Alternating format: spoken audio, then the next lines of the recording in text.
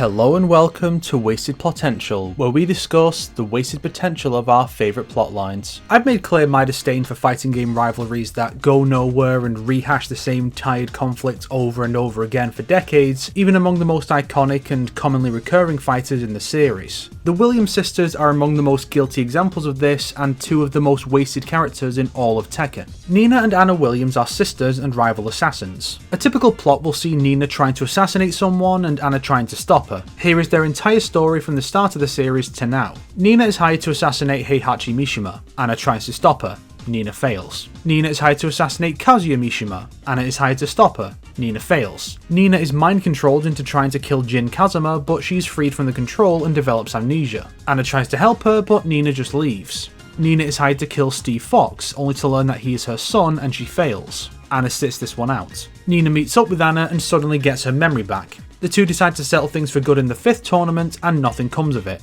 Nina is hired by Jin to be his bodyguard. Anna works with Kazuya again since their interests now align. Nina remains with the Mishima Zaibatsu after Jin's disappearance and works for Heihachi for a while. She then leaves the Zaibatsu after failing to recover Jin from Lee's group, going off to be an assassin again. Anna isn't part of Tekken 7's story, but her bio for her DLC reveals that Nina killed her fiancé, reigniting their rivalry. It's pretty dull, right? 7 games in and nothing has really changed for them. They haven't even aged all that much thanks to being frozen for 19 years. But there is one thing that was introduced that had the potential to change everything. Steve Fox. Debuting in Tekken 4, Steve is a world champion boxer who decides to compete in the 4th tournament. He has a mysterious scar on his arm that goes unexplained in this game. Instead, his ending reveals that he is Nina's son. She underwent in vitro fertilization while being used in the Mishima Zaibatsu's cryostasis experiments. While endings in 4 suggest Nina can't bring herself to assassinate Steve, her prologue in 5 claims she felt nothing, leaving the reason she didn't or couldn't kill him unclear. It was probably Lei's intervention, even though that's never mentioned in 5, but that's probably supposed to be why he and Steve are now friends.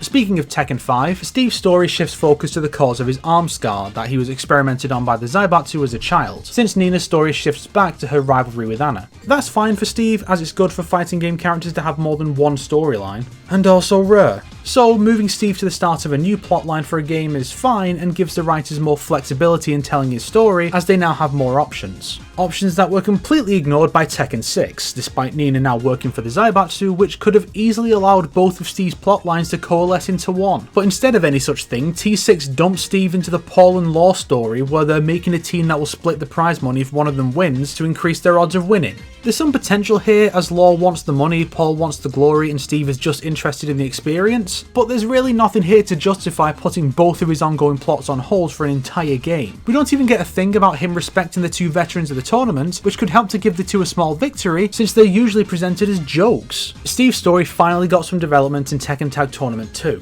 Think about that. Steve's story got some development for the first time since the 2005 PS2 release of Tekken 5, 7 years later in a non-canon game. Now, while the premise of the tag tournament and the presence of Jun, Ogre and Jinpachi obviously aren't canonical, that doesn't mean the endings can't be. Plus, why would you bother developing Steve's story in a non-canon game if that particular revelation wasn't supposed to be canonical? In fact, Tekken 7 actually acknowledges the development. Said development is that Steve recalls the woman in charge of the experiments, Emma Cleason, mother of Tekken 6 newcomer Leo Cleason, and Leo seems to learn some of this in their own ending. It's not much of a development for Steve, but it does set up a potential dynamic between him and Leo, as both are seeking answers surrounding Emma's involvement with the Mishimas and G Corporation and her later death at the hand of Kazuya. And maybe we'll get that after Leo stops engaging in generic anime sequences with Yoshimitsu. Tekken 7 then brings Steve back to his plot with Nina, since her role in the story is over by around the halfway mark. She then goes back to being an assassin and finally manages to successfully pull off a hit, which marks the first time outside of death by degrees. She poses as the bride of a mob boss and kills him, solely to justify the wedding dress they put her in Fated Retribution, with Steve catching up to her during her escape. Despite both characters having this fight in their story modes, only Steve's has any substance, as Nina just leaves Steve unconscious in her version. We could have had him meet Leo in his story while Nina opens up to him in hers, but no, making 2 different outcomes to the same encounter is clearly a better use of the side characters than giving each one a unique encounter.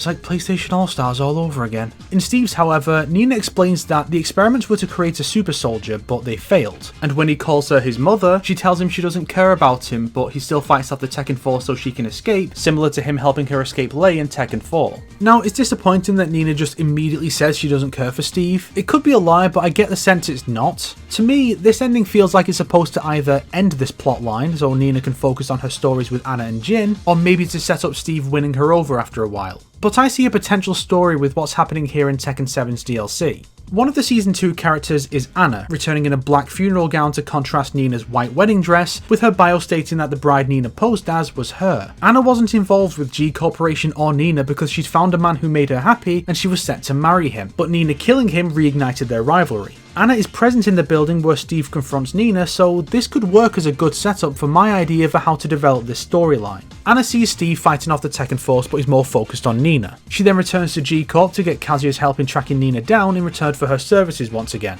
Kazuya has gained access to Zaibatsu files following his final fight with Heihachi, which Anna searches for anything useful that might lead her to Nina. She learns about the experiment and, through some further research, learns that the boxer Steve Fox from the 4th, 5th and 6th tournaments is actually Nina's son. Anna then tracks Steve down and approaches him as his Aunt Anna. She tells Steve all about his mother and offers to help him find her. Maybe she's simply trying to manipulate him to hurt Nina, or maybe she develops a genuine soft spot for her nephew since she despises her sister, her father is long dead, her fiancé is freshly dead, and her mother hasn't been mentioned since Tekken 1, so she may well be dead as well, leaving Steve as the only family Anna has left. From there, Anna uses Steve as a bargaining chip to call Nina out, either for a serious fight or in the tournament if they're not involved in 8's main plot. Anna could plan to kill Steve to get to Nina, forcing Nina to acknowledge to herself that she does care about Steve, even though she feels she has no obligation to.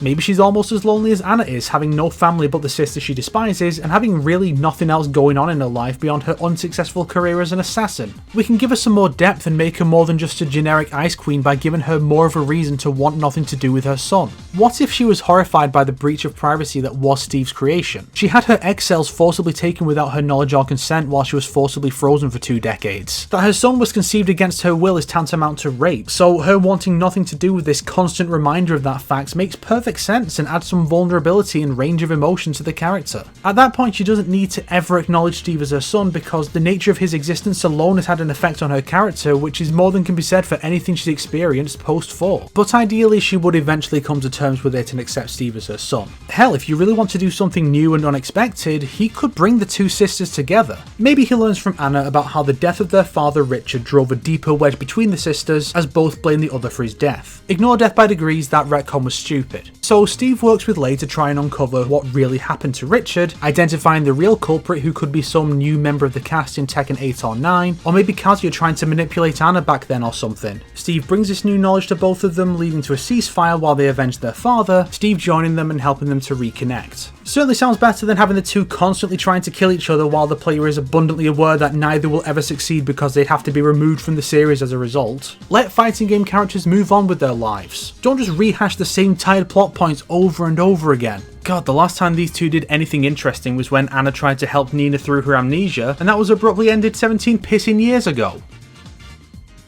If you liked this video, why not subscribe and support me on Patreon like these fine people here? If not, then make sure to share it with your enemies so they can suffer along with you.